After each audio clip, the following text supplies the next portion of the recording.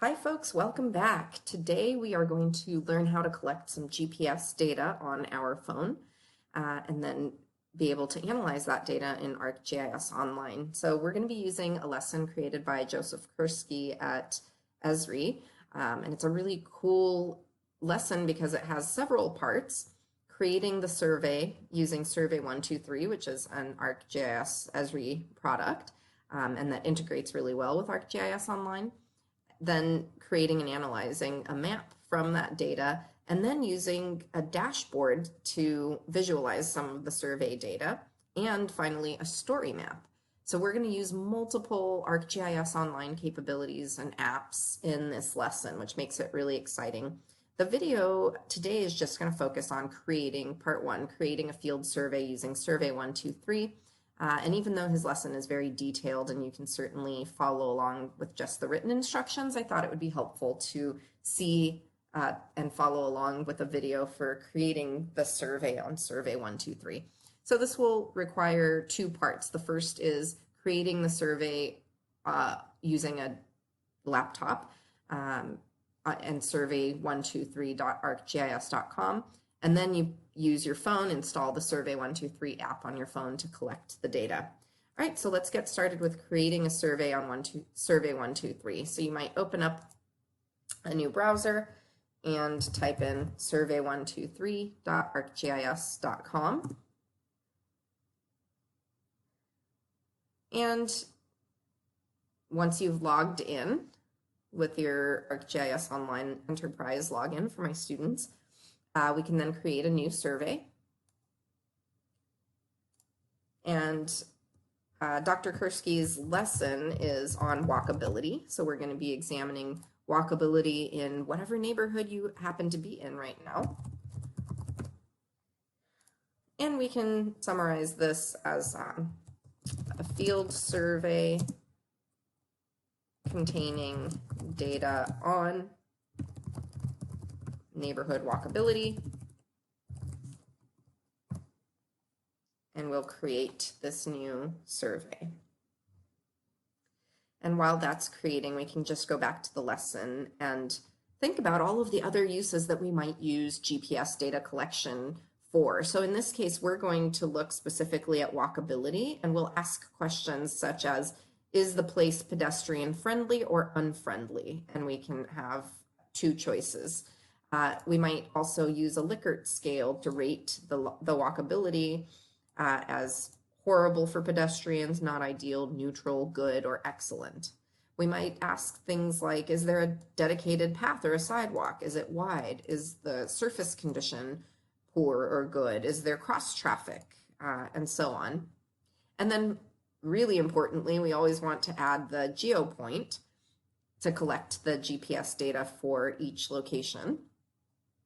And then we can also add images for each location.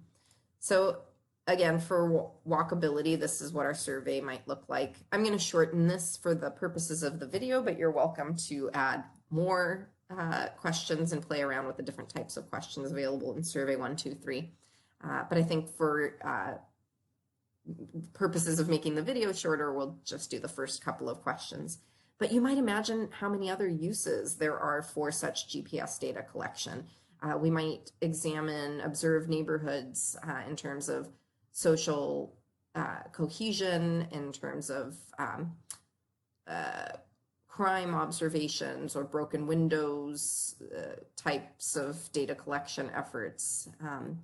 We might look at litter or invasive species and where those occur. The distribution of trash bins and recycle bins and so on.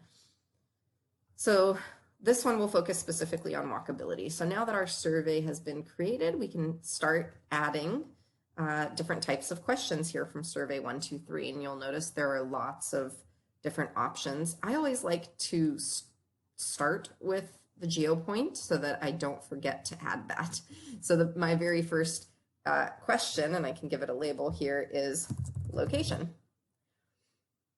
And if you were filling out a survey that multiple people might be collecting data for, right? So you might have several people collecting data for the same survey or the same data set. So you might give them hints on how to fill out the question so that there's intercoder reliability, or rather inter-surveyor reliability. You can change the default map. We can ask for the device's location when opening the question rather than having to manually scroll. We can say that this is a required question, especially since this is intended to be a GPS data collection effort. We want to make sure that people do not skip this question. And then we can save this. All right, and then we might add additional questions. So here we said a 2-question multiple choice, pedestrian friendly or unfriendly. So we might add this multiple choice question here. And the label for this would be pedestrian friendly. And we might give just 2 choices, pedestrian friendly, unfriendly, pedestrian unfriendly. And again, make this a required question and save. Maybe add the Lick-ert scale question. So let's see, rate the walkability for the site. So we'll take a Lick-ert style question, add it down here. And this question might be rate walkability for this site. And we'll have a 5-point scale, highly pedestrian unfriendly, and perhaps highly pedestrian friendly, and somewhat unfriendly, somewhat friendly, and neutral. And we'll note that I didn't do a great job of labeling these, and they're a little contradictory right here. Question 2, we have to rate as either friendly or unfriendly, but then we get to rate on a Lick-ert scale. So in taking shortcuts, I've done a poor job of translating the questions here, but we will make do, right? This is just for purposes of testing this, but we might think about the different types of ways that we would want to ask these questions. Then we can edit the submit button. If we didn't want it to read submit, we can change that, but we'll leave that as is for now. And oh, I almost forgot the fun part. Let's add the ability to add a photo. So we can drag over an image, and we might say add a photo of this location, and maybe make it required. Although you might think about how this could impede people if they're unable to upload a photo at the moment, or any of the other questions if they're unclear in answering them. But you make it required, it may lead to some unreliable data. So you really want to think these through, right, in a real world scenario, and test out your survey with a few people before launching it.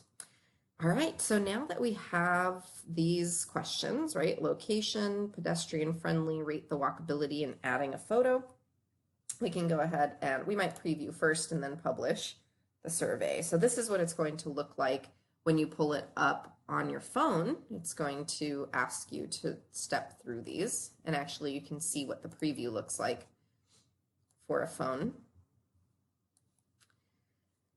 So it looks good. We'll click publish.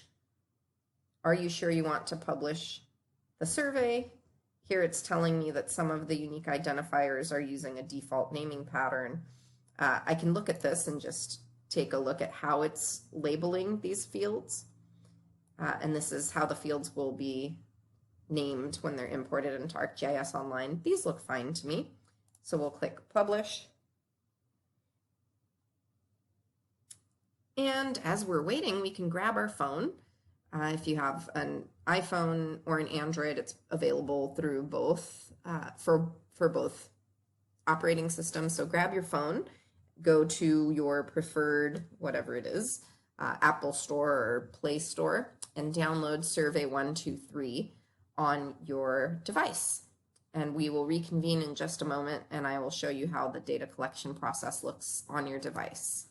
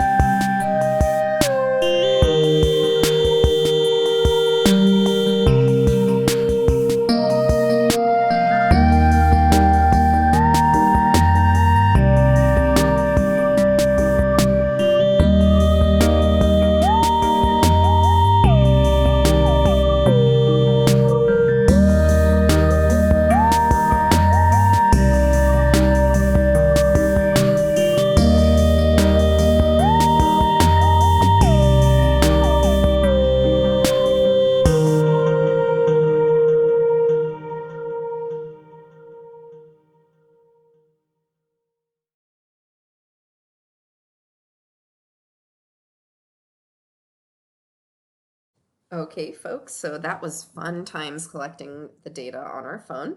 And did anyone catch my error? I saw this as we were collecting the data, that these two options were already checked, and there was a third choice here. And initially we had said that was only going to be two options. So this is a great example of why we need to test these surveys before deploying them in the real world. So in my haste, I did not uncheck these. I didn't even notice that we had these checked and that we had a third choice here that we needed to delete. So now this looks good, and we would want to save and publish this again for all users to be able to have the correct version of the survey once we've made all those edits. So now that we have our survey up and running, let's see what the first test result looks like in ArcGIS Online. So go ahead and log in to arcgis.com as usual. And we'll upload this. Where do we normally go to upload? That's right, content button. And because these are already integrated, you will see a automatically generated folder that's been added to your content, and it should say Survey Walkability. So click on that, and you'll see that we have the form and two feature layers added.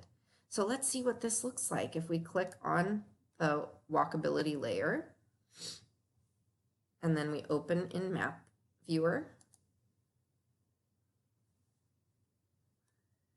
This is what our data set looks like currently, and we'll see that there's one data point that we just collected, and we can zoom to this and notice that the attachment is here, and these are the two questions that we included. Is this pedestrian friendly? I said it's pedestrian unfriendly, and the walkability rated as neutral. And we can also open up the very exciting photo that we took of this location. Notice we are in self-isolation, right? We're in quarantine time, so it's a photo of my floor. Not a very flattering one either. Okay, and so we can take a look at the survey data here, and now you might imagine how if you go walking around the neighborhood, you can collect multiple data points and map those out automatically in ArcGIS Online. All right, so thank you so much to Joseph Kerski for developing this lesson. And now on your own, you can go on to the next parts of these, the next parts of this lesson, which is collecting a little bit more data so that you actually have something to analyze. Then we'll create a web map from it and a dashboard, and finally a story map. So you're going to get your feet wet in all of these exciting ArcGIS Online tools.